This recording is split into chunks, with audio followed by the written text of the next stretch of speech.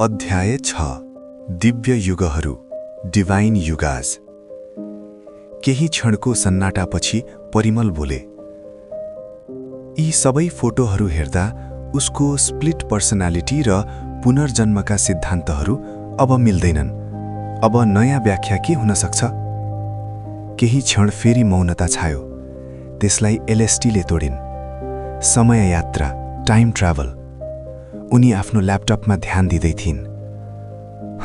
बकवास। समय यात्रा एउटा मिथक हो। समय स्थिर हुँदैन, त्यसमा अघि पछि जान सकिँदैन। विगत बितिसक्यो, भविष्य अझ बनेको छैन। अभिलाषले उनको विचारको आलोचना गरे। एलएसटीले उनको कुरा बेवास्ता गरिन्। त्यसपछि डाक्टर बत्राले भने, परिमल भन्छन् कि विष्णुगुप्त, जसलाई ओमले आफू नै भनेका छन्, त्यो चाणक्यको अर्को नाम हो र चन्द्रगुप्त भनेको मौर्य वंशका चन्द्रगुप्त मौर्य हुन सक्छन्। म उनलाई विश्वास गर्न बाध्य छु, किनकि उनले उल्लेख गरेका बन्दा सिंह बहादुर र फरुखसियार सिख इतिहासका नामहरू हुन्। सायद तपाईहरूले केही बेर अघि मेरो फोनमा भएको कुराकानी सुन्नुभएको होला। अब म तपाईहरूको विचार जान्न चाहन्छु। शाहिस्ता रिसाइन्। डाक्टर बत्रा, तपाईँ एक डाक्टर हुनुहुन्छ। तपाईले यी सबै कसरी विश्वास गर्न सक्नुहुन्छ? यो त पूर्ण रूपमा अतार्किक छ। डाक्टर बत्राले जवाफ दिए, ठिक छ डाक्टर शाहिस्ता, त्यसो भए तपाईँ नै तर्कसङ्गत रूपमा व्याख्या गर्नुहोस्। एलएसटीले फेला पारेका कागजातहरूमा एउटै अनुहार भएका बुबा र छोरा कसरी छन्? शाहिस्ता निरुत्तर भइन्।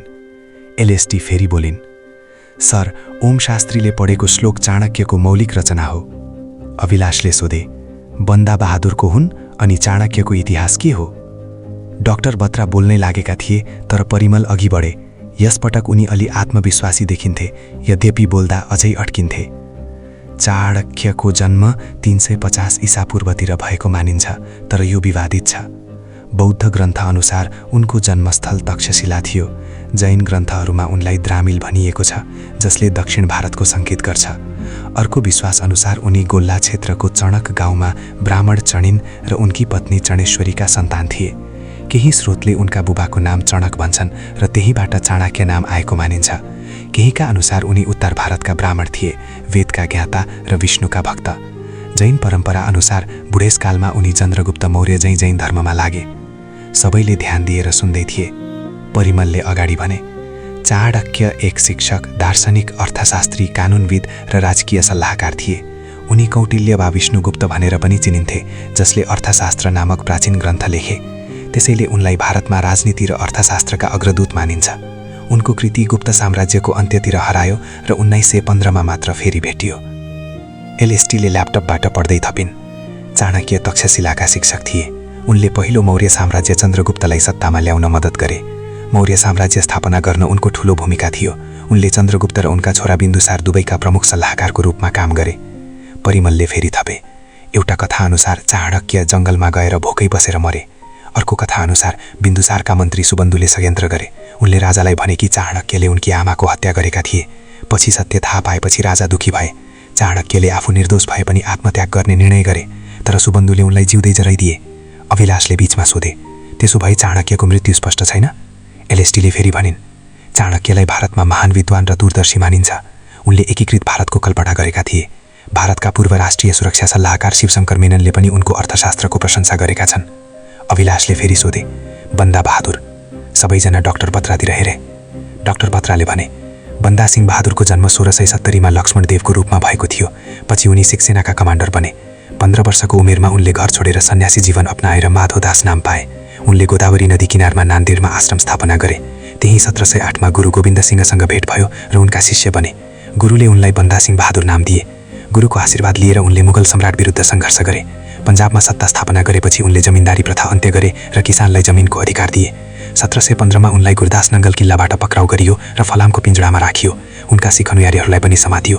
दिल्लीमा जुलुस निकालियो। 780 कैदी, 2000 टाउका भालामा, 700 गाडीमा काटिएका टाउकाहरू, सबैलाई इस्लाम धर्म ग्रहण गर्न दबाब दिइयो, तर उनीहरूले अस्वीकार गरेपछि सबैलाई मृत्युदण्ड सुनाइयो।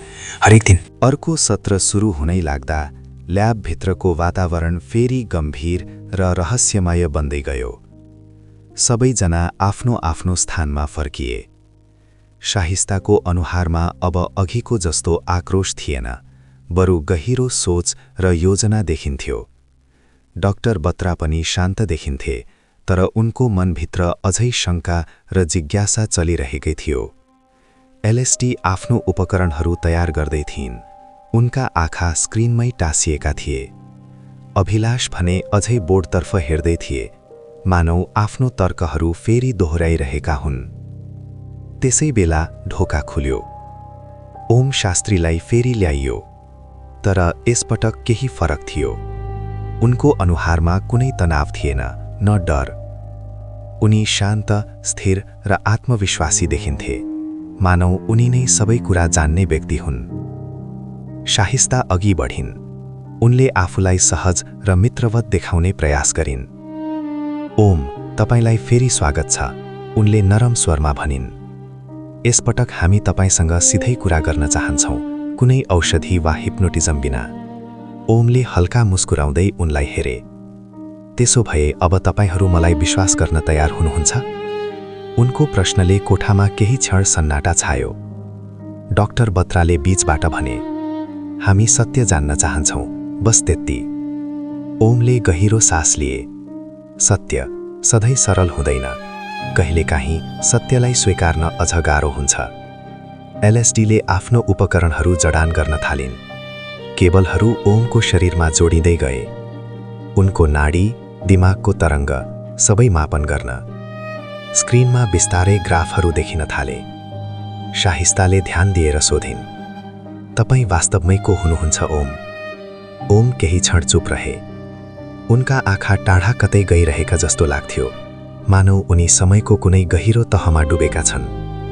तपाईहरूले मलाई धेरै नामले चिनिसक्नुभयो, उनले बिस्तारै भने, तर नामहरू त केवल आवरण हुन्। स्क्रिनमा केही दृश्यहरू चम्किन थाले, पुराना शहरहरू, युद्धहरू, राजाहरू, मन्दिरहरू। एलएसडी उत्साहित भइन्। सर, हामी उसको सम्झनाहरू देखिरहेका छौँ। शाहिस्ताले फेरि सोधिन्, के तपाईँ चाणक्य हुनुहुन्थ्यो? ओमको अनुहारमा कुनै परिवर्तन आएन। त्यो पनि म थिएँ, तर म त्यो मात्र होइन। बन्दा सिंह बहादुर? डाक्टर बत्राले सोधे। ओमले आँखाहरू बन्द गरे। एक क्षणपछि भने, ऊ पनि मेरो यात्राकै एउटा अध्याय थियो। कोठामा फेरि सन्नाटा छायो। अभिलाषले बिस्तारै भने, के तपाईँ युगहरू पार गर्दै आउनु भएको छ?